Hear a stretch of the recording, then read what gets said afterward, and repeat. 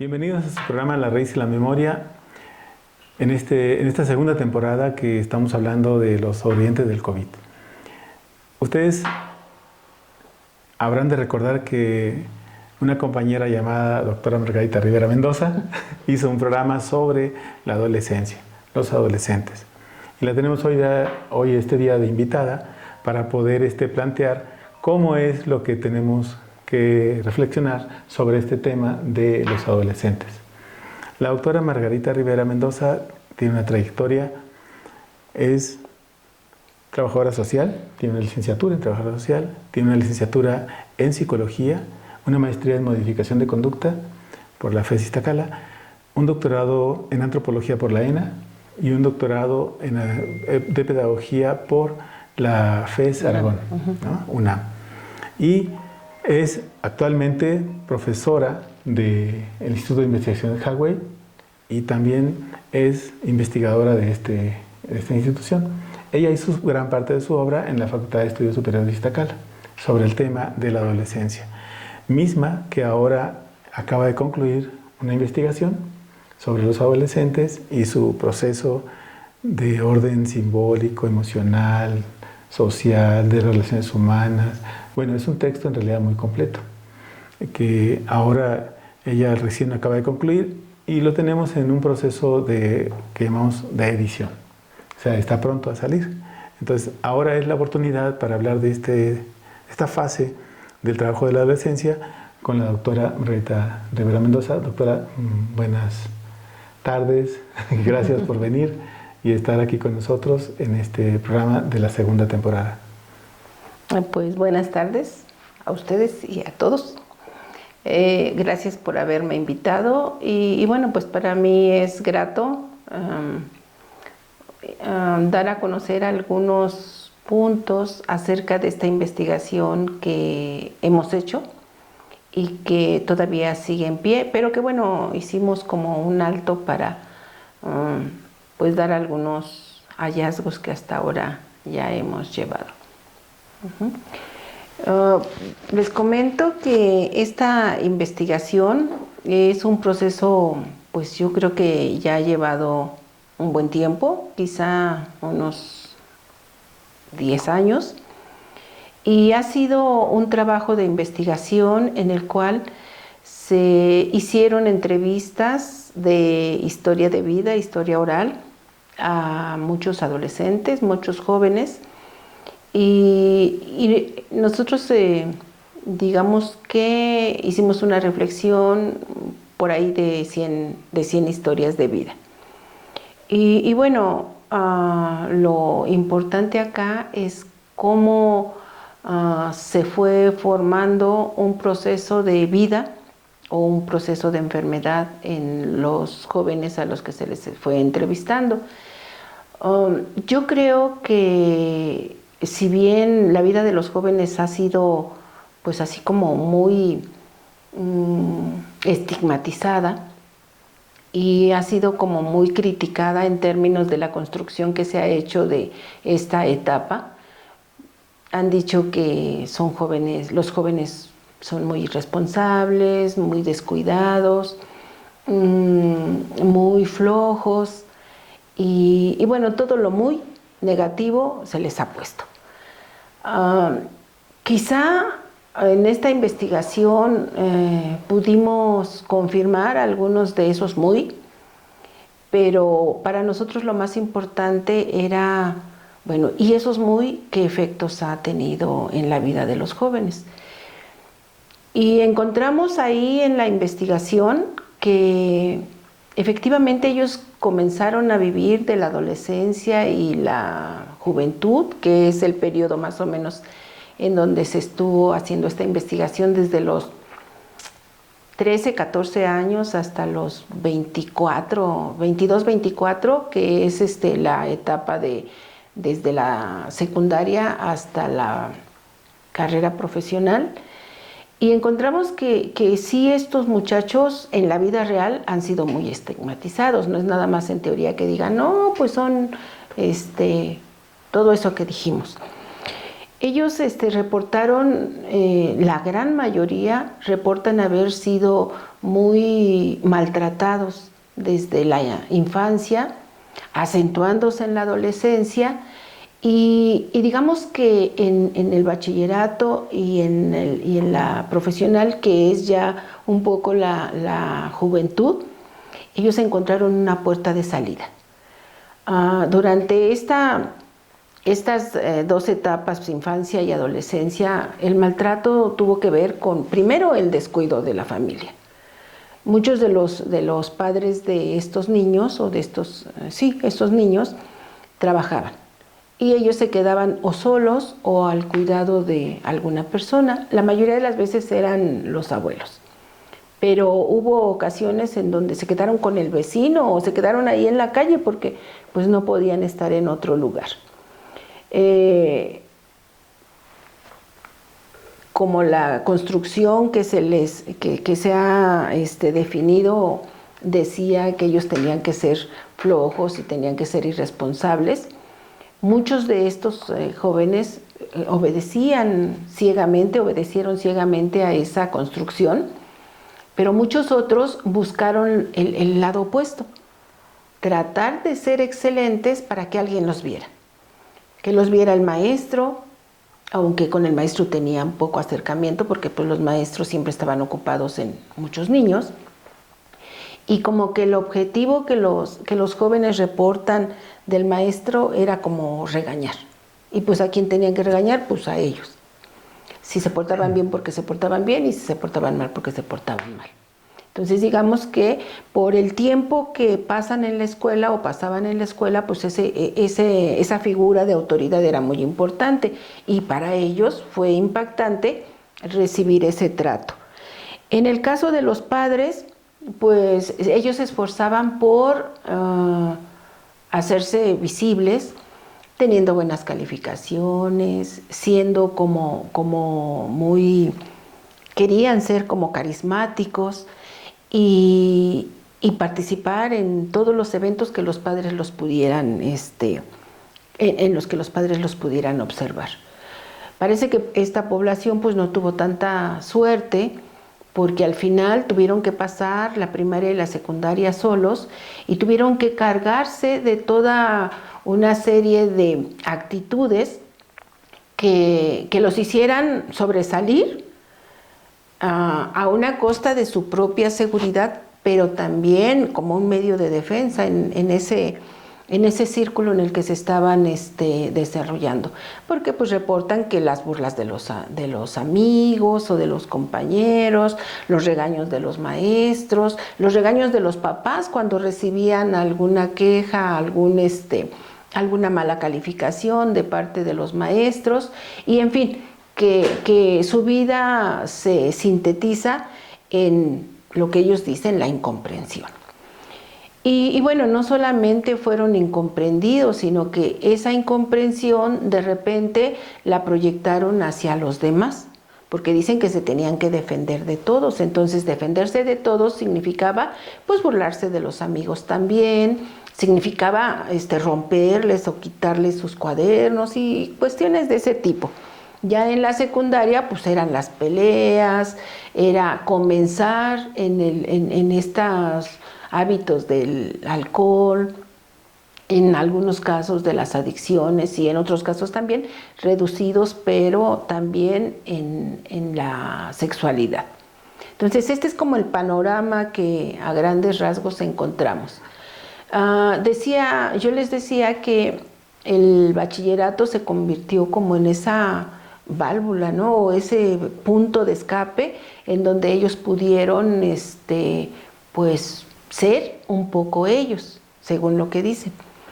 Y bueno, si bien transitaron ese proceso con emociones muy fuertes, desde los miedos, y no fueron miedos, fueron terrores, porque de estar en un círculo pequeño, en un círculo local, ¿no? En donde caminaban de la escuela a la casa, y lo más peligroso que tuvieron que cruzar fue el río que cuando llovió llevaba corriente, ¿verdad? O pasarse la avenida. Pero es un río de aguas negras. Es un río de aguas Sí, negras, no, ¿no? es un O sea, río. obviamente pues se llenó cuando Sí, llovió y bueno, pues el resultado pues son aguas negras. Hasta esa avenida muy concurrida que implicaba mucho cuidado para no ser atropellado o para no caerse, ¿no? En medio de la calle a la hora de cruzar, hasta tener que desplazarse por la comunidad en horas nocturnas o muy tempranas para ir a la secundaria, por ejemplo, y por calles solitarias. Entonces esos eran los mayores riesgos que ellos percibían en ese momento. Al pasar al bachillerato, pues las cosas cambiaron, porque muchos de los estudiantes que se entrevistaron, pues acudían a principalmente los CCHs o los bachilleres, las escuelas de bachilleres. Entonces eso implicó salir de su casa e irse pues en un camión, en 2 camiones, en metro y entonces muchos de ellos, sobre todo las chicas, reportan haber sufrido pavor porque no sabían ni regresarse. Llegaron a la escuela, pero los primeros días no sabían regresarse. Entonces, ¿qué hacer en ese caso? ¿No? Y dicen, bueno, pues gracias a Dios regresamos y pues eso nos sirvió porque después ya no solamente regresamos a la escuela, ¿no? Sino que pues ya nos íbamos con los amigos, nos íbamos a pasear, etcétera. Pero bueno, esa situación pues creo que fue impactante y bueno, la otra cuestión es como la liberalidad, si se le puede llamar, o libertad más bien, que el CCH implicaba, ¿no? Una escuela en donde ellos dicen, pues podíamos hacer lo que quisiéramos, si queríamos estudiar, estudiábamos, si queríamos estar jugando en las canchas, jugábamos, y desde luego, pues las fuentes de contaminación y adicción que hay ahí. Entonces muchos de estos chicos cayeron en las adicciones y muchos otros no cayeron en las adicciones, pero su principal problema fue, después de venir de una etapa en donde quisieron sobresalir con buenas calificaciones, 9, 10, etcétera, entonces llegaron a este lugar, en esta etapa, en donde querían seguir teniendo buenas calificaciones, pero por otro lado también querían jugar, querían divertirse, y eso generó que muchos de ellos perdieran semestres por sus ausencias, por salirse de la escuela, por estar haciendo otras actividades. Entonces reportan que al final del CCH la mayoría se tuvo que quedar un año más, el año reglamentario, para poder recuperarse. Entonces eso fue muy crítico para ellos, porque ya estaba afectando su autoestima desde el momento en el que pues venían de un nivel y cayeron. Eso los hizo pensar, los hizo creer pues que no valían. Que efectivamente lo que les decía todo el mundo pues era que no iban a poder. Cuando fueron al bachillerato les dijeron que no iban a poder. Y entonces ellos lo confirmaban que no iban a poder cuando ven esos resultados, ¿no? Y no solamente cuando ven esos resultados, sino cuando se dan cuenta, pues, de que ya están en el alcoholismo, de que ya están en otro tipo de drogas, o de que ya se embarazaron, porque 3, 4 chicas salieron embarazadas. Y obviamente no solamente fue el embarazo, sino el abandono de las parejas, ¿no? Sí. Ellas tuvieron que vivir tanto el embarazo como el nacimiento del hijo, la mayoría de las veces solas. Algunas reportan que, bueno, pues los papás, después del regaño y la aceptación, llegó la aceptación, y bueno, al final los papás se hicieron cargo, pero pues las desplazaron de su función de madres, porque entonces las abuelas o los abuelos tomaron ese rol, y obviamente pues ella siguió siendo hija de familia bajo las mismas reglas, aunque ahora fueron más estrictas, las reglas, porque ahora había que cuidarla porque también era irresponsable y no sabía cuidarse, ¿no? Muy bien. Margarita, vamos a hacer una pequeña pausa. Está interesante. No te quise interrumpir porque estaba emocionada. Está emocionada. Vamos a hacer una pequeña pausa y regresamos un momento. No se retiren. Ahora volvemos. Se pone muy interesante el tema de la adolescencia y van a ver lo que hay atrás de esto. Regresamos.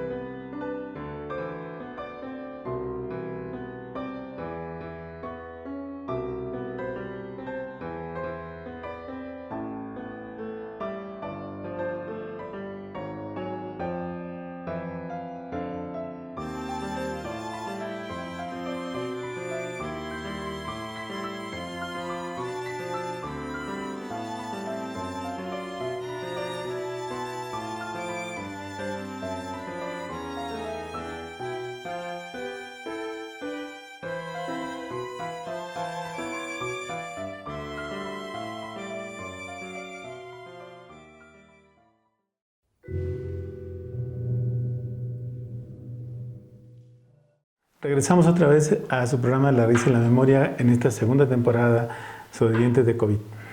Y tenemos aquí con nosotros a la doctora Margarita Rivera Mendoza, que nos acaba de dar un panorama de esta investigación sobre el tema de la adolescencia. Y cabe decir que es más dirigida en el campo del Estado de México, si mal no estoy. Y aquí hubo una condición como antecedente o como ubicación de estos jóvenes, que estamos hablando de un periodo de gobierno en la época entre Calderón y entre Peña Nieto y finales de Fox. Finales de Fox y Peña Nieto y Calderón. Entonces son jóvenes que vivieron la época de mucha violencia en el país, muchos asesinatos, desaparecidos, etc. Entonces, ese efecto, digamos, psicológico, ¿estaría presente en estos entrevistados? ¿Esta parte estaría ahí manifestándose ahora que muchos de ellos no dignifican la vida y dicen, pues la vida no vale nada, ¿no? O ¿para qué de todas maneras me voy a morir? O ¿para qué si de todas maneras no pasa nada? Hay mucho esto en la investigación. Entonces, ¿qué nos puedes agregar a este tema? Pues me parece que pues definitivamente no podemos como separar una condición social, cultural, de un proceso de vida. Y pues definitivamente yo creo que en esta investigación pues se observa muy claramente los efectos que está teniendo o que tuvo esa situación que acabas de mencionar en la vida de los muchachos, porque por ejemplo, reportaban la mayoría de las veces las chicas cómo iban temerosas por el transporte público, porque más de una vez los asaltaron, más de una vez intentaron, ¿cómo se llama? Esto del secuestro, ¿no? El secuestro con las jovencitas, y bueno, pues no es sino resultado de toda la ola de violencia que se vive en ese momento, aunado a que pues ellas se ven indefensas ante una condición en un momento determinado. Hay que considerar que los horarios de ingreso a la escuela eran a las 7 de la mañana y los que salían tarde a las 9 de la noche. Entonces la mayoría de los chicos tenían que ir en un trayecto de por lo menos una hora, si no es que más. Entonces arriesgándose a no alcanzar transporte, arriesgándose a los asaltos, arriesgándose a cualquier situación incluso de violencia dentro de la escuela, porque hay que recordar que en estas escuelas, tanto en las escuelas de bachilleres como en las de CCH, Hay un grupo porril que también tiene una buena participación en esto de la violencia. Entonces vemos como una violencia generalizada se va localizando, ¿no? Y cómo esa violencia que aparentemente pues no tiene nada que ver conmigo se va instalando en el cuerpo. Y las chicas en este caso pues vivían como ese miedo, ¿no? Como ese temor. Pero otra cuestión es que pues se lo guardaban, porque no les podían decir a los papás esto que estaba sucediendo, primero pues porque los papás no estaban, y segundo porque si los papás sabían de esta situación, pues lo que iba a suceder es que ya no las iban a dejar ir a la escuela.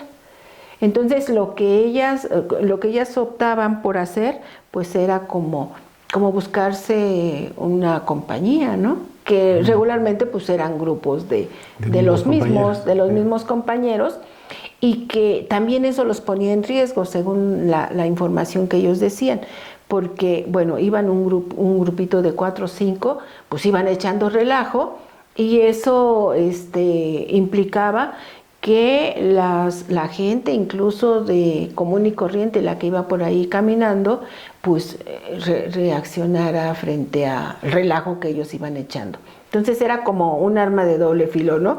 Como me protejo, pero al mismo tiempo me pongo ahora sí que en el ojo del huracán, porque pues recibo los señalamientos por todos lados.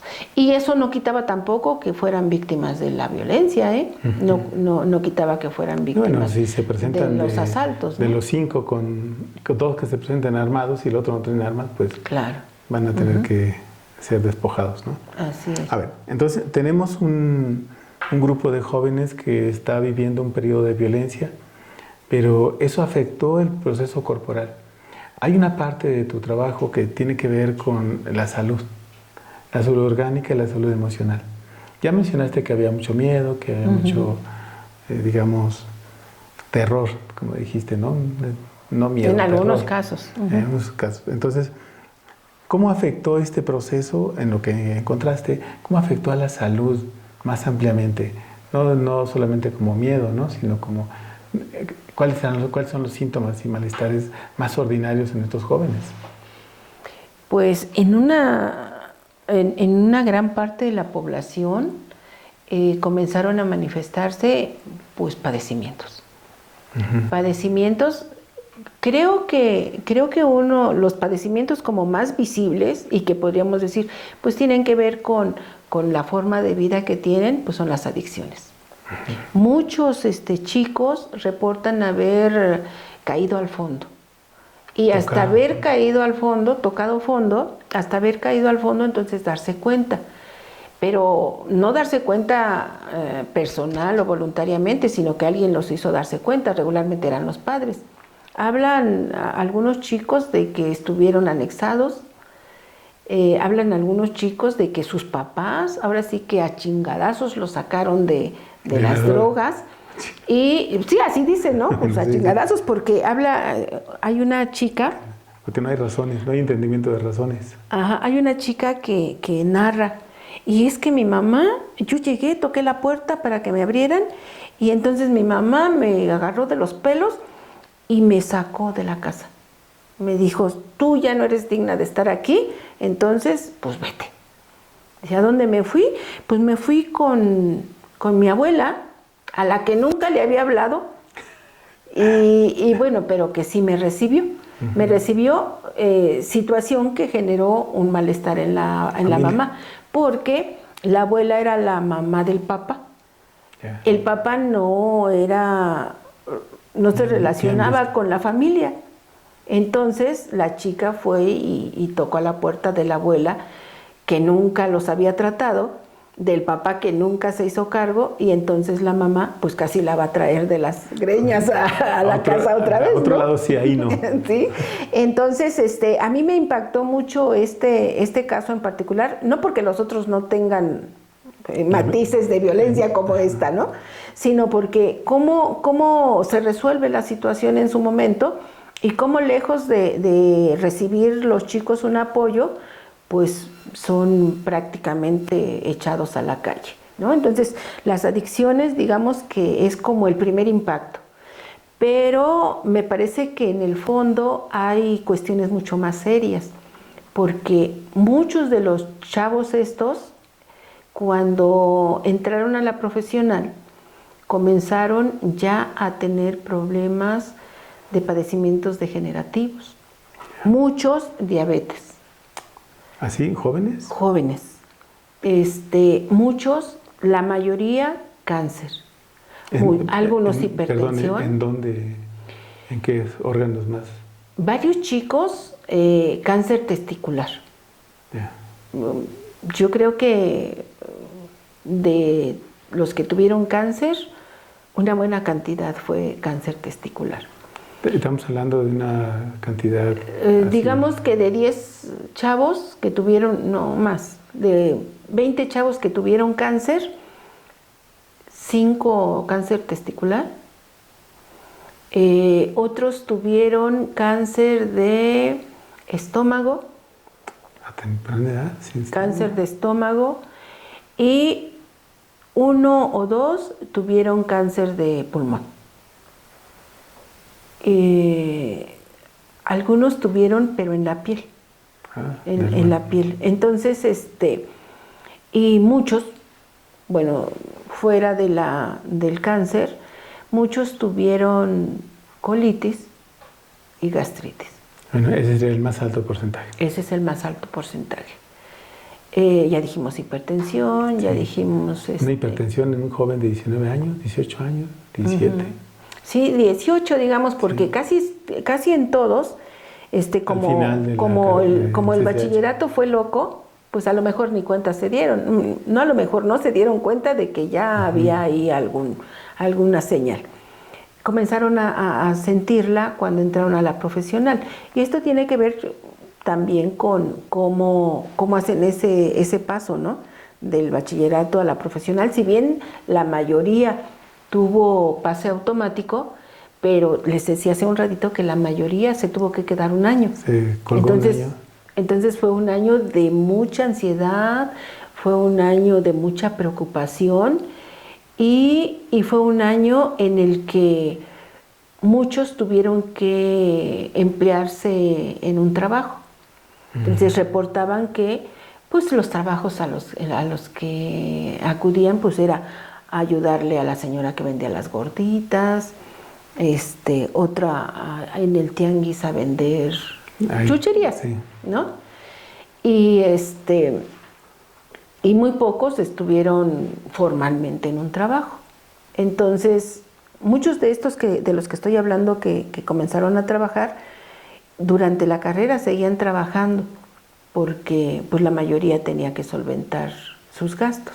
Sí, no totalmente, sí. Estamos hablando de un sector de la población de media baja, completamente. Sí, estamos hablando de Catepec, ¿no? Toda esa zona. Estamos hablando de Catepec, estamos hablando de Cuautitlán, estamos hablando de algunas partes de Tlalnepantla, principalmente.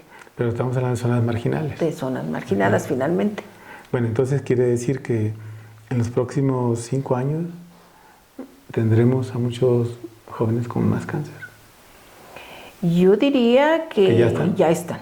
Yo diría que ya están, porque estos chicos de los que estoy hablando tenían alrededor de entre 20 y 22 años, algunos, los que ya estaban como saliendo de la profesional. Sí. Entonces estaríamos hablando de que ellos quizá en este momento ya lo tengan, ¿no? Y en cuestión de padecimientos. Pero en cuestión de emociones, en cuestión de hábitos, pues yo creo que eso también tiene mucha repercusión, y ya no en ellos, sino en su familia, ¿no? En las familias. Bien, Margarita, ¿qué te parece si ese bloque lo hablamos en el siguiente sobre el proceso emocional, que creo que es el que está ahorita más vigente? Claro que sí. Lo ampliamos. No se retiren, regresamos en un momento con este tema que hoy día el 100% de los jóvenes está padeciendo un problema de angustia, de ansiedad, y con esta condición de que no sirves, no funcionas, no eres flojo, que eres muy irresponsable, muy todo, sí, muy ¿no? flojo. Entonces, vamos a ampliar un poco este tema, regresamos.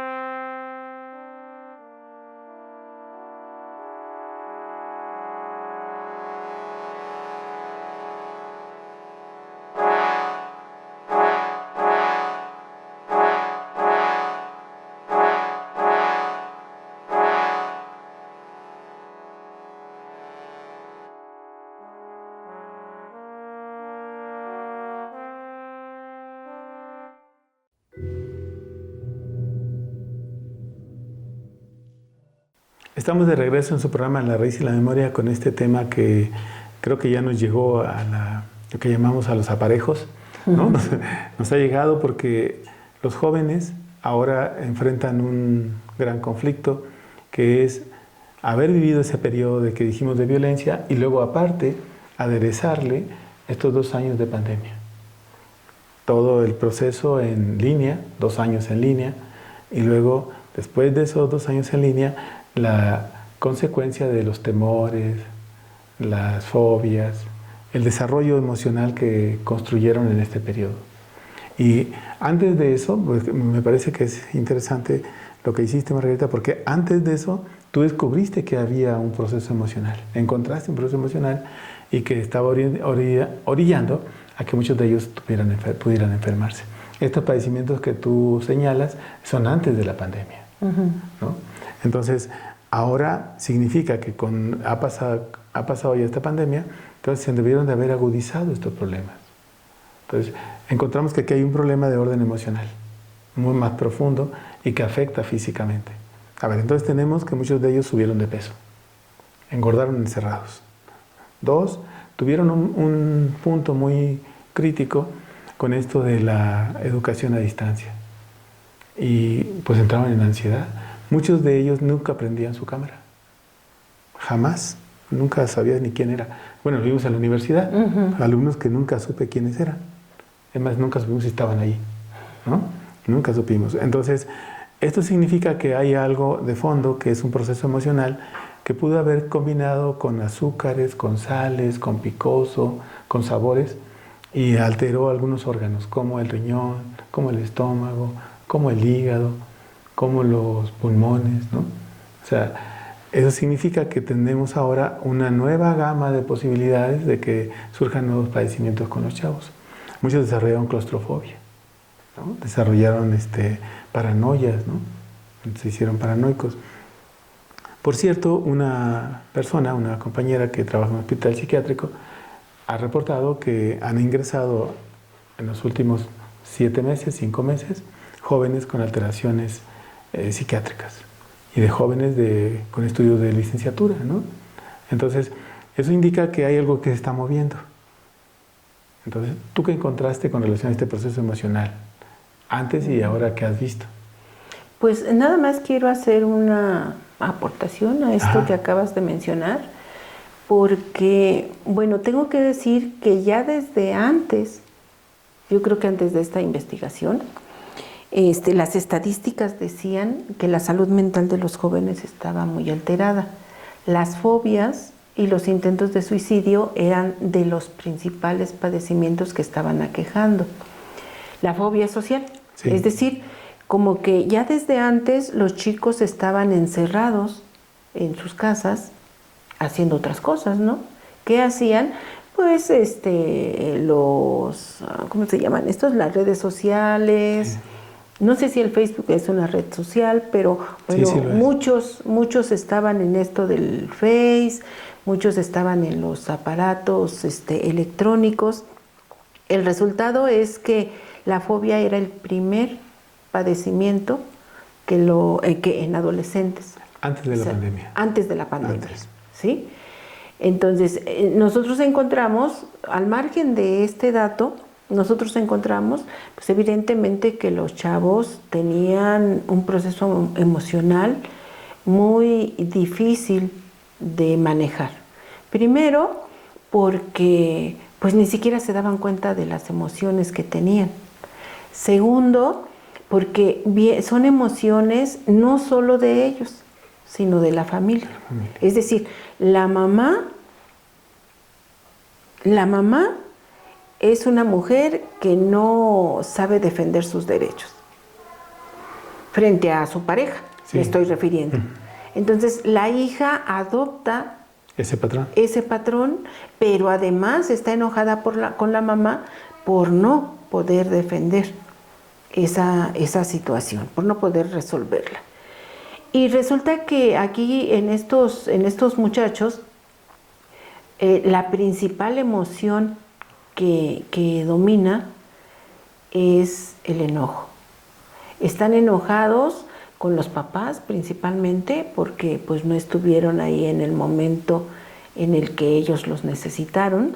O sea, habría que agregar, Margarita, perdón que te interrumpa, habría que agregar que estas generaciones son los papás ausentes que mandaron a los hijos con el abuelo, con la tía, con la hermana o a la guardería, ¿no? Así es. Hoy día nosotros encontramos en la guardería a niños de 2 años, 3 años, 4 años, 5, 6, 7, 5 años máximo, que entran a las 7 de la mañana y van por ellos a las 7 de la noche. O sea, y son los papás ausentes. Así es. A eso te refieres, ¿no? A esos papás me refiero, aunque estoy tratando de recordar, sí, tengo ese dato de si estos chicos fueron a guardería. No, pero creo que no lo tengo, eran pero guardados cuidados por los abuelos. O solos. O estaban ya más solos grandes en la solos. casa. Sí. No, niños ¿chiquitos? Niños de preescolar eran cuidados por niños de primaria, por estos niños. Okay. Por estos niños que nosotros entrevistamos, sus hermanos y muchos de ellos vivían con alguien durante el tiempo que los papás tenían que trabajar. Entonces el principal enojo fue ese, aunque también lo justifican, ¿no? Lo justifican porque pues trabajaba, porque hacía todo por ellos. Pero pues eso lo dice la cabeza, sí. Pero hay otra cosa que dice el cuerpo, ¿no? Entonces, y esta emoción en estos muchachos tiene una relación muy directa con la teoría de los 5 elementos que nosotros hemos estado trabajando. Para estos chicos, para estos enojados, el sabor preferido es el picoso, pero está vinculado con el ácido, ¿no? El ácido, no es, con el ácido. Entonces ellos prefieren pues el chilito con limón, el chamoy, todo eso. Que combine, pues. Sí, que combine, ¿no? Picoso, salado entonces, y ácido. entre el enojo y la tristeza. Sí. Entonces ahí está una vinculación que es muy, pero muy importante, pero que ellos ni siquiera pueden definir. Ellos dicen, estoy enojado, pero en realidad, pues estoy como triste también, pasé este periodo como con esta tristeza. Es que ¿no? ahí yo creo que habría que ver, Margarita, que estos jóvenes no tienen esa educación emocional. Definitivamente. O sea, no hay una educación emocional para decir, me siento así. No pueden. Los niños que hoy estamos trabajando con niños de 5 años no saben de identificar cuando están tristes o enojados, no saben. Claro, no. Además, hay adultos que tampoco saben, ¿no? No es cosa de niños ni jóvenes, sino que los adultos tampoco saben. Entonces, pero ¿por qué no tenemos en la historia o en la cultura una educación emocional de decir, me siento así y lo expreso, ¿no? Ya expresarlo puede ser un suficiente para poder... Sí, y la otra es que ya lo significa y ya lo puede representar. Pero si no, es un caos. No, se queda en el cuerpo. Y busca una salida. Y busca una salida. En este caso, pues la salida es la enfermedad. Un síntoma y que se hace un padecimiento. Así es. Entonces, corresponde con que muchos de ellos tuvieron problemas de hipertensión, tuvieron problemas de gastritis, colitis, Así es. problemas de cáncer en pulmón, dices, y también testicular. Testicular. ¿Qué corresponde? O sea, Así es. entonces, a ver. Nada más le quiero agregar A ver. aquí otro elemento, la alimentación. Ahí sí Porque ellos, la mayoría, su alimentación es una gordita, una quesadilla, una torta. Todo lo que tenga té. ¿No? Todo lo que tenga té. Ujú. Bueno, entonces eso complica más las cosas. Claro. Porque han de saber que si una alimentación así no tiene oxigenación. Bueno, no tiene hierro, no tiene verduras, no tiene fruta, No tiene no tiene minerales. magnesio, no tiene zinc, no tiene cobre, ¿no? No tiene ese tipo de minerales. Entonces el problema es que no va a funcionar ni la cabeza ni el cuerpo. Y el resultado son los El padecimientos. resultado son los padecimientos, que se hacen crónicos a un mediano plazo. Ujú. A ver, si entendemos esto, algo crónico sería algo que se padece por 6 meses, 6 meses, 8 meses, un año, medio año, hasta hacerse normal en la vida de alguien. Ujú. Entonces muchos de esos jóvenes se les hace normal que les duela su estómago, que les duela su colon, que les duela su cabeza, que se queden dormidos sentados en cualquier lugar. Que no aprendan nada. Que no aprendan Y que no tengan ganas de ir a la escuela. y que no tengan ganas de hacer nada. Entonces eso hace complicado el asunto porque va a corresponder con lo que le han dicho que no sirve, que no Así es. funciona, que no tiene elementos, que mejor porque no se va de la casa. Bueno, entonces ¿qué buscaría un refugio? La droga, el alcohol, la violencia o la sexualidad. Así es. Entonces, hay un punto ahí, Margarita, que tú tocas en el trabajo que tiene que ver con esta manera en cómo un joven entra en crisis y no tiene una como identidad. ¿Sí recuerdas esta parte? Ujú. ¿Por qué no nos explicas un poco esta parte que nos va a llevar a la otra parte que sería qué hacer después? Claro. Estos muchachos tienen un proceso crítico porque desde el principio, y tiene relación con la identidad, porque desde el principio no saben hacia dónde dirigirse, no tienen en quién sostenerse. No tienen un asidero, vamos a No hablar de tienen un asidero emocional. no tienen un asidero emocional. En otras palabras, no tendrían un héroe. O sea, ¿quién es tu héroe? ¿No? Le pregunto a uno de los jóvenes, ¿quién es su héroe? Y no tienen. No tienen héroe. Y no tienen porque el principal, por lo menos en etapas tempranas, el principal Es el héroe papá. es la mamá o es el papá. Y aquí no hay eso. No hay papá, no hay mamá No hay como esos, héroe. ¿no? Puede ser un proveedor. Luego viene el profesor, que también puede constituirse en esa figura. Pero estos muchachos tampoco tuvieron, bueno, unos 2 o 3 dicen, es que mi profesor, en él yo pude refugiarme, a él yo le podría contar cosas, etcétera, etcétera, etcétera. Pero estamos hablando de una pequeña cantidad Muy pequeñita. entre una población que si bien pues tampoco es una población tan extensa como para que No, pero nosotros podamos pero 100 es una decir, representación muy amplia. 100 es una representación y si de 100 3 se pudieron Ahora llévalo a 1000. con el maestro, entonces quiere decir que todos los demás no tuvieron ese asidero. Y si no tuvieron ese asidero, pues evidentemente que no van a tener una figura con quien identificarse. Y si no hay una figura con quien identificarse, se van a identificar con quien encuentren en su momento. O quien les dé una condición de afecto. Los chicos decía yo que el espacio de expansión para los adolescentes, esta muestra de la que yo estoy hablando, fue el bachillerato.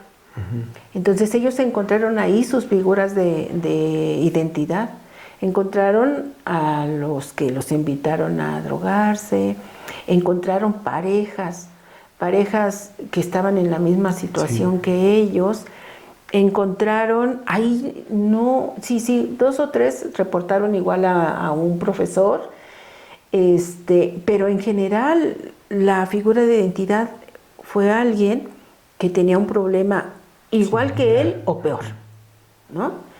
Y entonces, pues eso los lleva a idolatrar a un héroe, seguir los pasos de un héroe, que lejos de hacerlos que crezcan, te hunde, los hacen que se estanquen.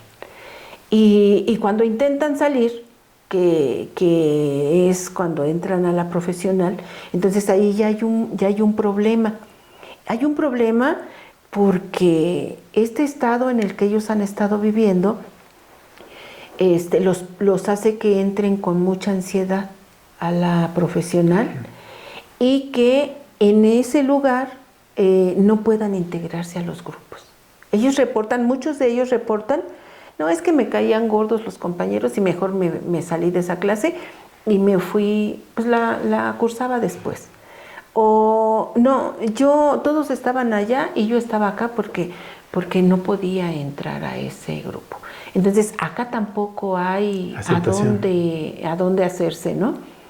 Y otros que dicen, bueno, yo ni siquiera me preocupé por tratar de entrar, de caber en un círculo. Yo lo que hice fue, pues, en mi teléfono, ¿no? En mis audífonos. Entonces, pues vemos que pues no hay posibilidad, no hay asideros. Y cuando ellos se dan cuenta de que pues no hay para dónde hacerse, es porque ya están enfermos. Bien. Vamos a hacer una pequeña pausa, Margarita, y vamos a entrar al cuarto bloque para poder plantear qué podemos hacer. Porque pareciera ser que es como la queja, ¿no? O sea, ahí están, pero ¿ahora qué hacemos? ¿Ahora qué hacemos? Vamos a ver, ¿no? ¿Qué podemos hacer? No se retiren, regresamos en un momento, se va a poner bien algunas posibilidades.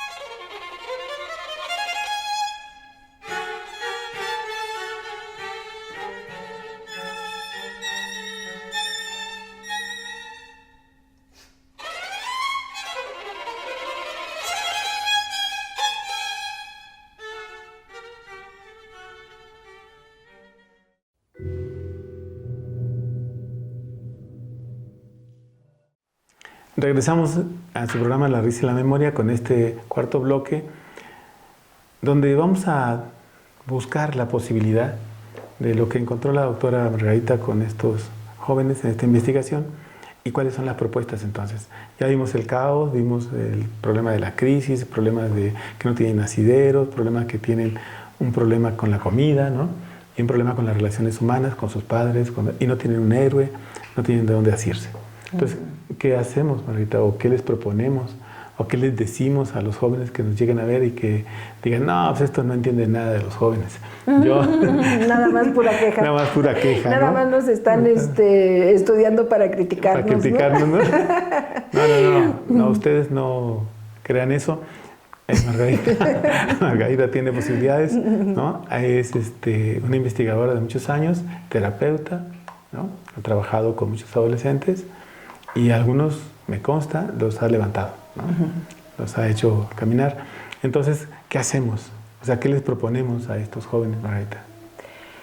Bueno, de hecho, hemos estado trabajando un poco en qué hacer con ellos, ¿no? Porque pues encontramos que si algo es cierto de lo que dicen por ahí en la literatura, pues que son el futuro del mundo, ¿no? El futuro del Híjole, mundo. Oigan, futuro, compónganse, ¿no? Sí. Agarren la onda.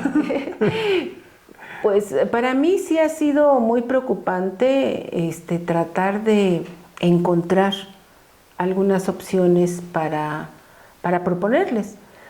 porque finalmente, digo proponerles, porque finalmente el trabajo lo tienen que hacer ellos. Híjole. Porque yo creo... no digo, híjole. Ojalá, la idea era que les diéramos la solución, no que ellos hicieran el trabajo. Que ellos hicieran el trabajo, ¿no? Sí. Seguramente que eso es lo que están pensando, ¿verdad? Sí. ¿Cómo de que yo voy a tener que hacer el trabajo? Y bueno, digo que el trabajo lo tienen que hacer ellos porque, pues, nosotros partimos de una propuesta. La propuesta de que, pues, las respuestas están en el cuerpo. Así es. Y que para poder nosotros dar una respuesta, pues primero tenemos que acercarnos al cuerpo. Entonces, pues la primera propuesta es, para los chavos es, pues tenemos que acercarnos al cuerpo. O sea, por más que yo me acerque al cuerpo de ellos o al cuerpo de ustedes, pues no puedo hacer algo que nos toca a cada uno hacer por nuestro cuerpo. Entonces aquí, una primera aproximación, diría yo, es hacer comprender a los chavos que ellos tienen un cuerpo y que en ese cuerpo ellos pueden construir esto que han construido de los que ahorita estamos hablando, o pueden construir otra cosa. Entonces, nuestra propuesta es que ellos pueden construir otra cosa. A nosotros no nos sirve, como decías hace un ratito, pues estarnos quejando, o por lo menos no sería el propósito, estarnos quejando. Lo que sí nos interesa es, pues, ¿y ahora qué hacemos? Por eso digo, hay que hacer un trabajo. Entonces, podemos ponerle como primera sugerencia. A ver, tienes un espacio corporal que puedes trabajar en él. ¿Qué puedes trabajar en él? ¿No? Puedes trabajar tu emoción, tus emociones, tus reclamos, tus enojos, tus inconformidades, tu alimentación, hacer un poco de ejercicio, sanarte mentalmente, ¿no? O sanear mentalmente. Esa sería una primera aproximación. Claro. Pero eso significa tener una disciplina, un orden, ¿no? Una constancia, que esa es la otra parte.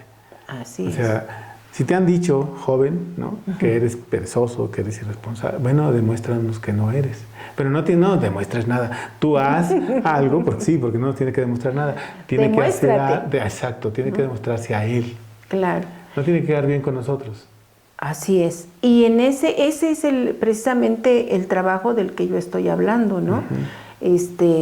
Chavo, acércate a tu cuerpo, explóralo en términos de saber qué siente, qué piensa, qué hace realmente, porque pues si han dicho que tú no haces nada, que eres irresponsable, pues quizá en esta exploración tú puedas descubrir que sí has hecho cosas y que sí puedes hacer cosas. Entonces, esta sería como una primera aproximación, ¿no? Cuando él descubre que ha hecho cosas, cuando él descubre esta cuestión emocional, cuando él descubre esta cuestión de las ideas que se ha hecho él y que han hecho los demás con respecto a su vida, entonces estará en posibilidades de hacer algo. Ahora sí viene esta parte que tú decías, ¿no? Pues ya sé que estoy enojado. ¿Cómo le hago para poder resolver esa cuestión de reclamos, de resentimientos, de enojos en general? Y entonces ahí habría que hacer pues este proceso, ¿no? Este proceso de identificar las emociones, de manejarlas, aprender a manejarlas. Tú decías hace un ratito que pues decir, sí estoy enojado, ¿y qué? ¿No? ¿Y qué? El ¿y qué significa? ¿Y qué voy a hacer? No es un reto, no es un... No, ¿y qué? Como tradicionalmente se usaba, ¿no? Así soy, ¿y qué? Sí, no, quitemos eso. No, lo estamos manejando en el sentido contrario precisamente. Así soy yo, ¿y qué? ¿Y qué voy a hacer ahora? ¿Qué puedo? ¿No? ¿Qué puedo hacer? Porque ya descubrí que sí puedo hacer cosas. Ya descubrí que hay otras opciones emocionales, porque a lo mejor vi a un chavo que estaba feliz, a lo mejor vi a un chavo que estaba haciendo ejercicio, a lo mejor vi a un chavo que estaba con su novia, ¿no? Estudiando, otro que estaba estudiando. Entonces sé que esas opciones que ellos tienen también yo las puedo tener, que yo las tengo, más bien que yo también las puedo desarrollar, que yo también las puedo hacer. Y esa sería digamos, una segunda aproximación. Una segunda aproximación en donde no solamente voy a descubrir lo que yo soy, sino voy a descubrir qué es lo que yo puedo hacer. Y la tercera opción pues ya sería hacer eso que tengo que hacer, porque es muy cierto lo que tú dices, pues para que nosotros podamos hacer cosas, pues es necesario primero pues que estemos decididos a hacerlos, es decir, que tengamos una disciplina. Y en esa disciplina, pues me va a ir guiando hacia qué es lo que yo quiero hacer ahora con mi vida, ¿no? Ya dejarme de quejas y lamentaciones que han sido como hasta ahora, de que pues no me quieren, no me tratan bien, no me comprenden. Ahora sí yo les diría, pues me comprendo yo solita, ¿no? Sí. Me comprendo yo solita, y al comprenderme yo solita, entonces puedo encontrar opciones para que esa comprensión pues me cubra, ¿no? Para que esa comprensión no me haga enfermarme, para que esa comprensión no me haga estar enojado, triste, temeroso, angustiado, etcétera, ¿no? Entonces ahora hago cosas para cambiar esa situación que hasta ahora parece como que ha sido un poco distante, ¿no? Aquí, Margarita, cuando señalas esto, ¿no crees pertinente que sea necesario que encuentre un interlocutor también? O sea, ya se encontró el interlocutor con él, ¿no? Ya dialogo conmigo, ya sé qué voy a hacer. Buscar un interlocutor que podría ser, pues, alguien con experiencia, un terapeuta, un trabajador corporal, un entrenador, un guía, no sé, un libro, ¿no? Un buen libro. Encontrar a alguien que pudiera más o menos ser un interlocutor para poderme guiar. Definitivamente. Estábamos diciendo hace un rato que él creció solo. Y el principal problema o queja que siempre tuvo es que no tuvo con quién estar. Y pues si creció solo y construyó esto que ya dijimos, pues evidentemente que solo no va a poder hacer un cambio. ¿No? No vas a poder hacer esa transformación. Es necesario que haya alguien que pueda guiarlo, que haya alguien que pueda dirigirlo.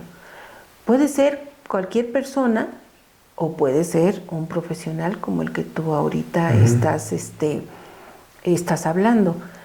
Y cuando digo cualquier persona, obviamente pues tiene que ser una persona que esté centrada, ¿no? Ubicada, ¿no? Sí, porque dijimos que él se encontró a sus iguales y con ellos se identificó. No creció. Pues evidentemente que esas personas no son la opción. Entonces yo el adolescente tendría que buscar a un profesional o tendría que buscar a una figura que para él represente al héroe del que tú estabas hablando hace un ratito, ¿no? Que represente una posibilidad para crecer juntos, para aprender y también para enseñarle, porque pues no significa que porque sea un profesional o porque sea un adulto con esas características pues ya lo sepa todo, ¿no? Sino que pues es un proceso, es una interacción. Entonces en este proceso, en esa interacción, todos aprendemos. Y lo importante es pues que los chavos se den cuenta de que sí hay opciones, de que sí hay posibilidades y de que sí hay interlocutores, que sí hay personas a las que se puede acercar. Y entonces, que puede tener confianza con las personas. Claro, encargarse de buscarlas. Ok, entonces, si llegamos a esta fase donde ¿qué ofrecemos al otro? Y el otro dice es que eso no me llena, porque hay quienes lo hacen. Claro, yo diría, ¿por qué no se dan una oportunidad de conocer más a profundidad? Porque su vida ha sido de rechazo. Por eso van a rechazar cualquier oferta que uno les dé. Claro. Y cuando uno les dice, mira, el problema no es que tú estés en contra, sí, el mundo es una cochinada, sí, el mundo es una porquería, todo lo que dice que no sirve, porque eso lo dicen los jóvenes. Así es. Y tienen algo de razón, porque la sociedad está decadente. Pero no podemos dejar que la sociedad nos arrastre y nosotros también entremos en la decadencia. O sea, tiene que haber una flor en el pantano, ¿no? Tiene que haber una florecita ahí o una margarita en el desierto, pero tiene que haber algo. También. También. Entonces yo creo que el punto aquí es invitar a los jóvenes a que puedan buscar lo que sea de su interés, que no es lo que les guste pasionalmente, lo que les guste ahora. Y después podrán ir enriqueciendo, ¿no? Porque uno va gustando una cosa, otra, va cambiando. Es como cuando uno empieza a comer verduras. Hay quienes no les gustan los nopales. Pero ya cuando empieza a aprender a comer, porque no más es ingerir, ¿no? O tragar, sino que aprender a comer, entonces ya uno combina y uno va teniendo un gusto de educación del paladar. Así educar a lo otro, ¿no? Claro. Educar ese sentimiento o esa emoción que tiene, ¿no? Sí, y aquí es muy importante como abrir, ¿no? Abrirse para poder pues entender eso o comprender cuando eso. te refieres a abrir, te refieres a escuchar. Exacto, estar dispuesto. Estar dispuesto a hacer un cambio. A experimentar también, ¿no? A experimentar. Así como se atrevieron a experimentar con la droga, que experimenten también con la paz, ¿no? Claro. Que experimenten con la armonía, que experimenten con el alcance de una nueva posibilidad de vida, ¿no? O sea, que puedan tener otras posibilidades. Claro, y ese sería como el propósito, ¿no? De hacer un trabajo con su cuerpo, de reenamorarse de la vida, porque muchos de ellos dicen que esta vida, ¿no? ¿Y para qué estoy aquí? A mí no me importa vivir. Entonces, como reenamorarse de la vida y encontrando la vida en su propio cuerpo. Sí, ¿no? Podríamos ponerle como corolario esto de asombrarse, indignarse y enamorarse. Yo de la creo vida, que, ¿no? tendrían que recuperar esos tres principios, ¿no? Esos tres principios, porque al final esos son como una ventana a ver lo que hay adentro y lo que hay afuera. Y nos recordemos que lo que hay adentro es lo mismo que hay afuera. Y lo que hay afuera está dentro. Entonces podemos hacer como eso. ¿Por qué no sacar lo que estaba feo, Claro. que metió lo feo y que saque eso Así feo, es, que no le permitió crecer, ¿no? Así es. Muy bien. ¿Quieres agregar alguna cosa, Margarita? Pues solamente una invitación a los jóvenes, a los adolescentes y a los jóvenes, para que vean que hay otras cosas. Una invitación a los que conviven con adolescentes, sean familiares, sean profesores, profesionales de la salud, para que pues traten de hacer esa empatía con el adolescente, con el joven, y seguramente que a partir de ella entonces se podrá hacer este trabajo del que estamos hablando, ¿no? De cómo me vinculo con una figura importante para mí, y a partir de ahí encuentro cosas, a partir de ahí descubro de lo que soy capaz, el chavo, ¿no? Puede descubrir. Y no solamente eso, no solamente va a descubrir eso, sino que va a prevenir cualquier tipo de problema que pueda haber en su vida. Y bueno, ya si nos vamos más lejos, pues podrá construir un proyecto distinto, un proyecto de vida distinto. Entonces la invitación sería esa, ¿no? Tratar de separarme del camino de la enfermedad, del padecimiento, e irme a un camino de la salud. Bien, muy bien. Pues muchísimas gracias. Hemos llegado a la parte final del programa y pues les agradecemos a todos nuestros amigos que tengan una posibilidad de encontrar algo con este diálogo sobre los adolescentes y podamos comprender que el camino no está cerrado. Hay siempre opciones, hay posibilidades y pues le agradecemos a la doctora Margarita esta conversación y esperamos que veamos la otra parte de la investigación y donde podamos compartir qué se está haciendo. ¿Puedo hacer un comercial? Sí, sí. Vamos a iniciar un curso para hacer este trabajo. Es la primera aproximación, pero pues ya estamos comenzando. ¿Lo anunciarás en las redes? Sí. ¿Aquí en el Hawái? Aquí en el instituto. Ok, entonces ustedes consulten la página del Hawái y ahí va a aparecer un curso para adolescentes. Sí, Okay. Se llama Pedagogía y Psicología Corporal de Adolescentes. Bien, muy bien. La invitación está hecha. Ustedes estén atentos a la página y también dice Daniel que hay que darle like al programa porque si le damos like vamos a tener mejores posibilidades de llegar a más gente. Muchísimas gracias por esta tolerancia al programa Y pues nos vemos en la próxima, que la pasen muy bien. Gracias, Loreta. Gracias, gracias.